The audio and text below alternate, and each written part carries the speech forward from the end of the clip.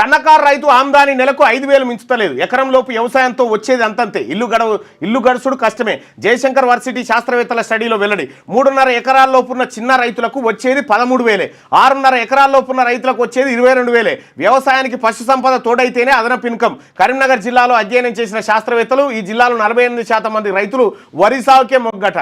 రైతుకు ఎంత మిగులుతుంది అంటే నెలకు 5,000 రూపాయల ఆమ్దానే వస్తుందట. 5,000 కూడా వస్తలేదు ఒక్కొక్కరికి. పరిస్థితి ఏంటంటే ఇప్పుడు వేరే ఏ జాబ్ ఉపాధి హామీ కూలి న్యాయం ఉందిగా. ఏ జాబ్ చేసిన వాళ్ళు అయినా కానీ నాకు ఈ జీతం సరిపోతలేదని అది బంద్ చేస్తారు. కానీ రైతు మాత్రమే జీతం సరిపోతుందా సరిపోతలేదా, దాని మీద వస్తుందా వస్తలేదా చూడడు. పంట వేస్తాడు, పంట పండిస్తాడు, అంతే లెక్క. రైతుల పరిస్థితి రాష్ట్రంలో సన్న చిన్నకారు రైతుల ఆర్థిక పరిస్థితి అధ్వానంగా ఉంది.